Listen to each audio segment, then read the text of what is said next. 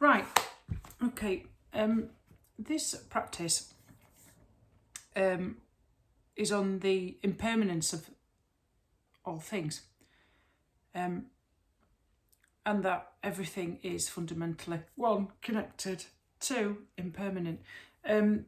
So in a way, it's an interesting activity to do, to look at your own consumerism as well, but also into the complex things that go into the production of an item. So in a way, it helps us to look at our own nature of consumerism and our own desires and our own attachment to things. It would be nice if we were all like an Egyptian pharaoh, like Cleopatra, buried with all our items that we could take with us into the afterlife. But unfortunately, these are just temporary items that we believe gives ourselves pleasure. So we are looking at the true nature of all things by looking at their ephemeral nature, and looking at the truth of what life really is. And obviously Buddhists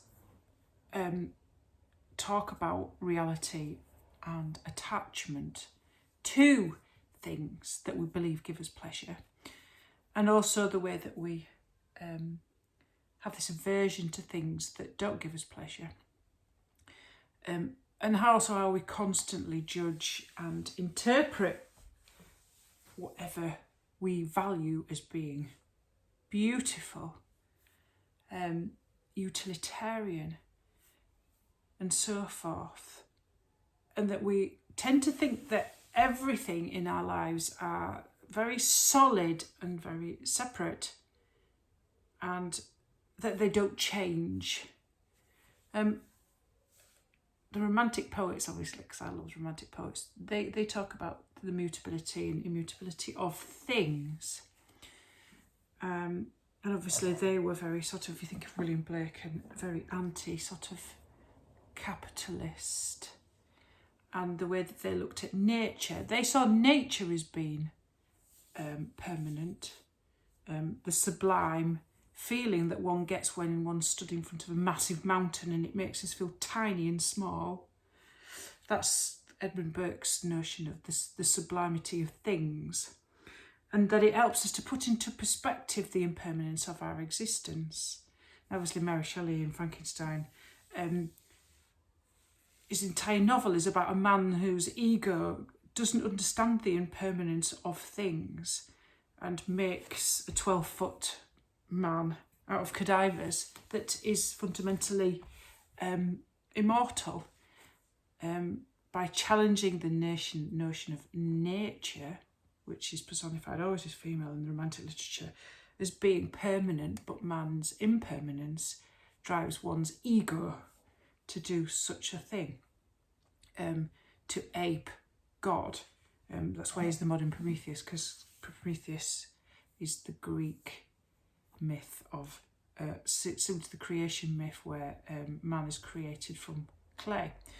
And we have to know, but romantics are very good because they knew that everything was connected.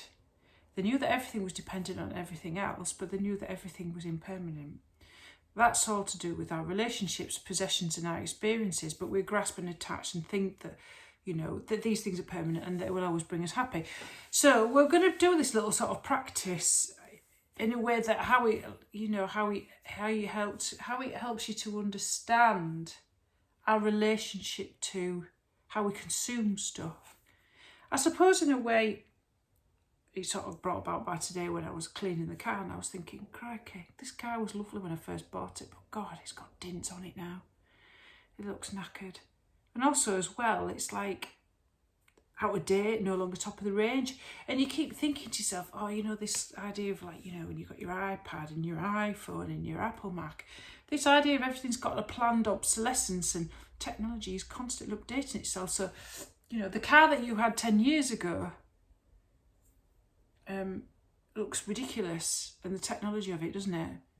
And now even petrol engines are really out of date, really. We should be always using sort of non-combustible engines. So there's that attachment to consumerism of getting a posh car. So what I want you to think about then for this practice is, I want you to think of something that you possess that is very expensive and quite complicated, because technologically there's so many things that go into it. And that's going to be the focus of our practice. So it can be anything. It can be a car, for example, or a really fancy bit of kit that you've bought. You bought this amazing Apple Mac, or you've got this amazing iPad or iPhone. A computer. I want you to think of something that's expensive and complicated, and you own it. And you really, really was like, oh, you was covetous. You was poring over the magazines. You was going over the specs online. You was just getting yourself so excited about that object that you wanted to possess. And you really believed that when you owned that object, that your life would be complete. It would bring you so much joy. Okay, so let's do the practice then, because what we're going to do then is we're going to see its impermanence and how it links to our idea of desire and happiness. You know, when you go to the shop and you go and buy that brand new item, and it comes in that lovely little box, and it's got that lovely little bag and everything, and before you know it, like my iPad, which is now 6 years old, it's completely died on me, you know, and I'm contemplating buying another one, and I'm thinking, what am I doing? The impermanence of things, you crazy woman. Don't do it. But you know, I can't help it. There's something so... Remember the advert? Have you seen the advert where he unboxes his iPhone? It's like that, isn't it? When you lift that box. Oh, the sexiness of it all. I get more excited about opening a brand new book now and sniffing the pages. But there you go. That's another thing you don't need to know about. It's quite perverse. So, pick a thing, you know, that you've bought that was quite expensive and quite complicated. Okay, and I'll ding you in and I'll ding you out. It's quite a good thing to do, really, because it stopped me feeling every time I get a dang massive prang on my car and I lose my absolute... Every time I get massively... I've got loads of prangs on my car now. It was brand new a couple of years ago. But it's absolutely ruined now. And every time I get a ding, I practice this, because I just thought to myself, it's just a car, for God's sake, woman. Just getting from A to B. Burning fossil fuels and destroying the planet. There you go then. That's a cheery thought, isn't it? I've had cheery thoughts today. There you go. Right, let's get myself into your seat. Let's ding you in and ding you out. So, get yourself nice and comfortable so your knees are not higher than your hips, so you're elevated a little bit, so you've got that nice, tall, long spine. Imagine your spine being like a stack of golden coins, chin parallel to the floor. Tuck your lower ribs in a little bit and push your chest back a little bit so you don't get any discomfort in your lower back. And remember when we talked about that Buddhist thing about, you know, lift your arms and just let them drop, and where you feel as though they naturally want to fall. Okay, so relaxed upper body, shoulder, that's the important thing. Okay, even though you've got that alertness, strong and stable like a mountain. Eyes closed or soft gaze just ahead of you. Nice big inhale.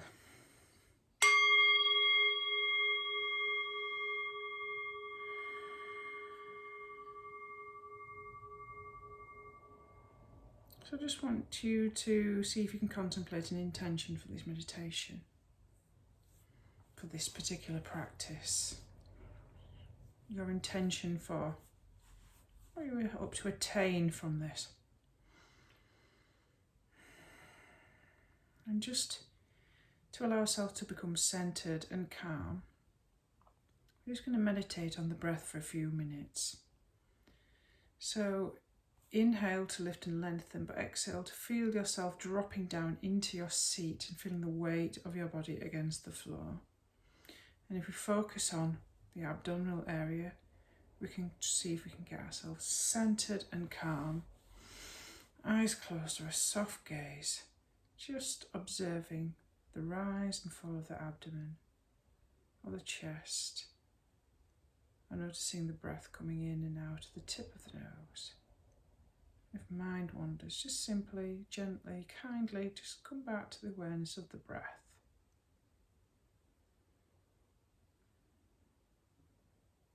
a gentle wave flowing in and flowing out until you feel calm and centered.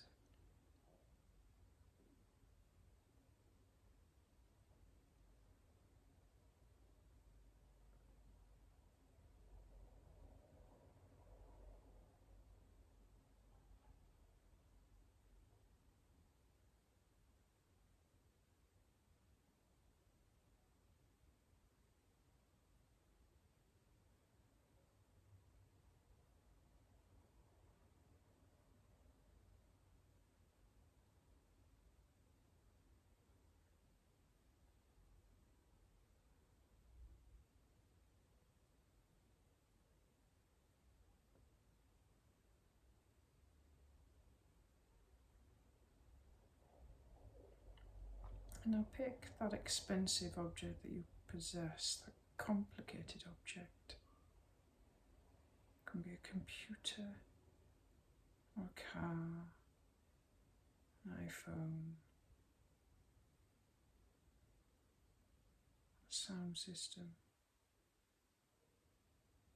an iPad, whatever it is. See if you can visualize it solid in your mind's eye as best you can. Completely picture it vividly. It's a solid piece.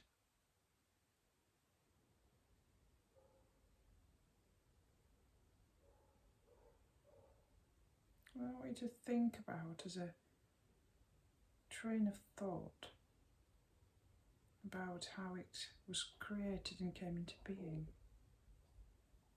From invention to designing. Each individual part, different numbers of factories where they were created. See if you can visualize the workers creating them.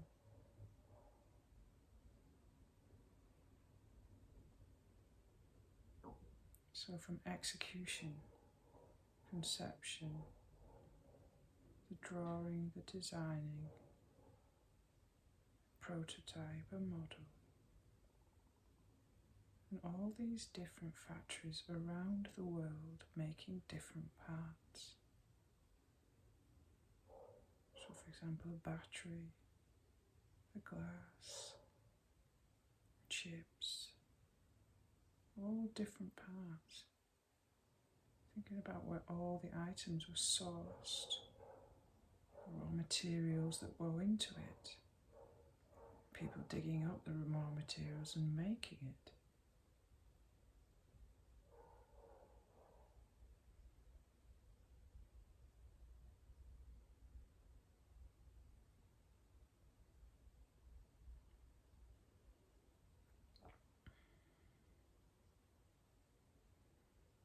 And see if you can visualize and imagine that all these different parts made all over the world, they're all brought together in one place, where it's assembled like on a factory line.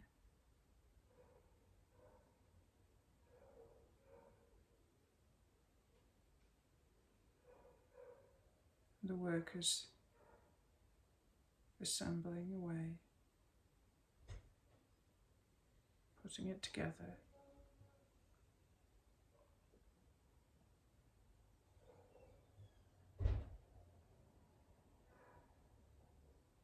And then visualize the transportation of that item to where it's to be bought. A depot, a car dealer, a shop.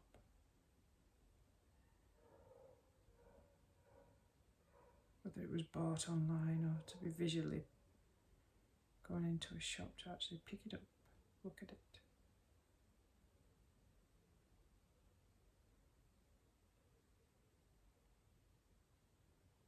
And see if you can see yourself interacting with a salesperson or with you buying it online.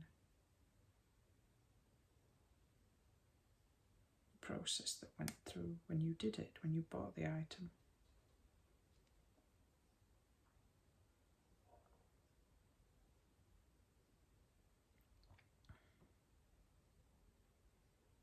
The item being handed over to you in the negotiation. You're handing over your card or your cash, or typing in your details.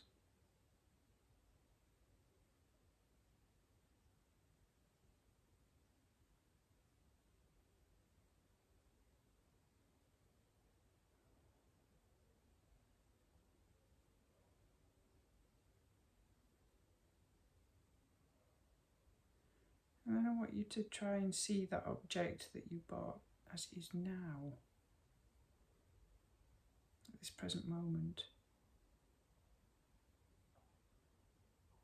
in comparison to what it was like when it was brand new. What's it look like now? Does it work altogether? Has it got scratches or dings? Is it pristine? Picture it vividly. All the little things that probably don't work, or little dents and scratches.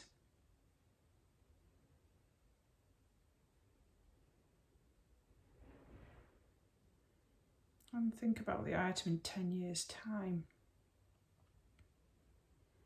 What do you think it might look like in 10 years' time?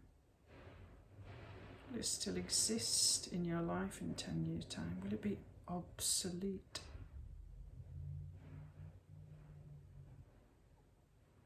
If it's a car and you still got it in 10 years' time, or an iPad, would you still own it? If not, where do you think it may have gone?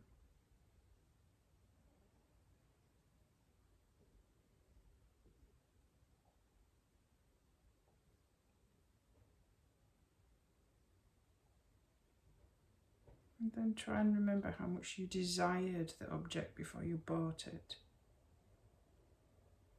How excited you were to own it, and open it, or receive it. What was the feelings that you felt? A sense of happiness, excitement, desire, utter attachment to that object. Why you were so excited to want to buy it, because it had certain specifications. How did you feel that it would make your life better? What was the thoughts that you were having? If you owned it, what would it do for you?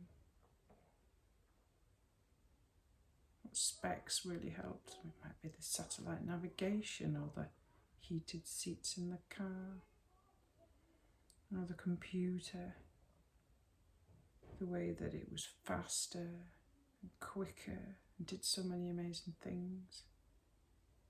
What was it that made you desire to have it so much? Because you thought it would bring some sense of, it's going to make my life better so many ways.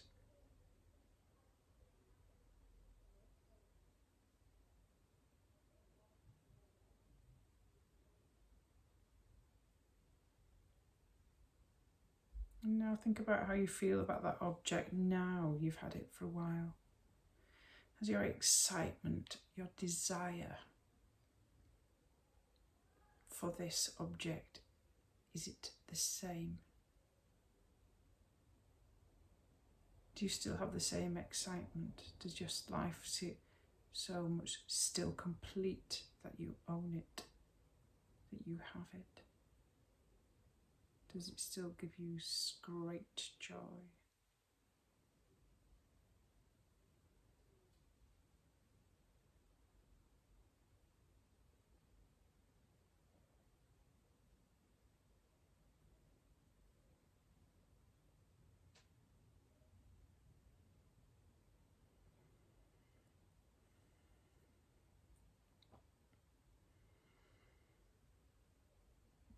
And then try to contemplate that this object is like everything within your reality as in the true nature of all things that exist outside of you.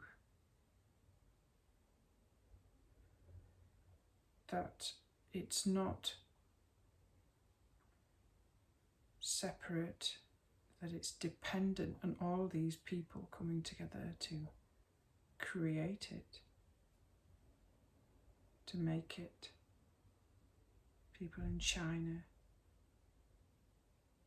the raw materials coming from Africa, that it's all connected to each other, all these people making this one thing, but that it's also impermanent. Try to contemplate that, like everything outside of you, objects, people's experiences.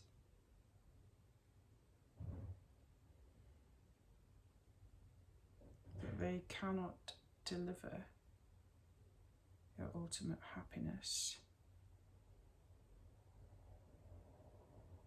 Can you contemplate the nature of, is happiness something that happens within?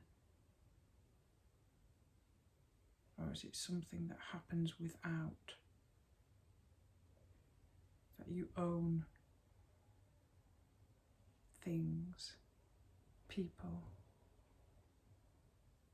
Do all experiences in your life, are they permanent?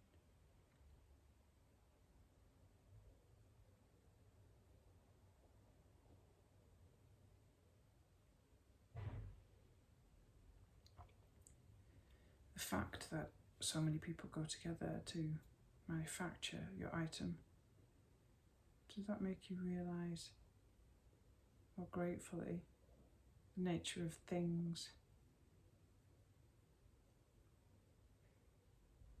Not in a Marxist sense,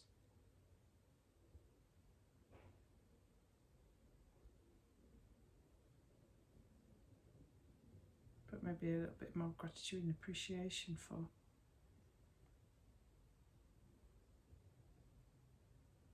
Or maybe even the daftness that all this labour has gone into the production of it, and at the end of the day it's going to end up in the tip or the scrapyard.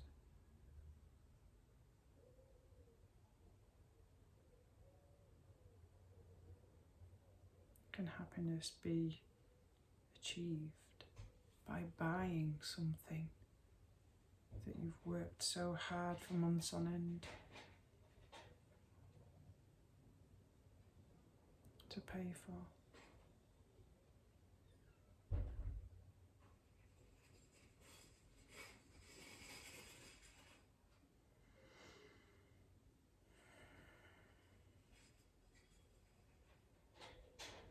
So as we come towards the close of this practice, we're just going to spend a few moments just being acquainted back with our breath again.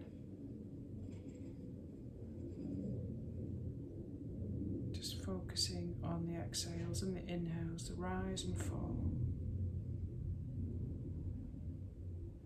If our mind becomes distracted, just simply come back to an awareness of the physical sensations of the breath.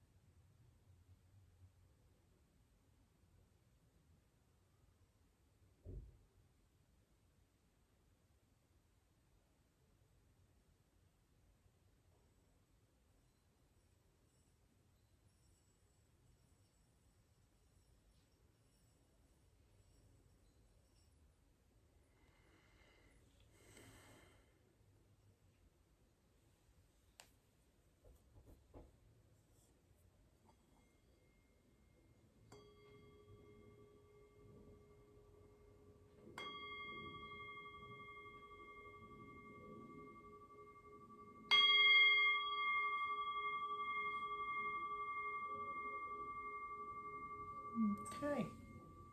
So you might want to reflect on that practice. Now it makes you understand the true nature of things. Everything is connected, nothing is solid, and nothing is permanent. Oh, the jolliness of that. But happiness is an inside job.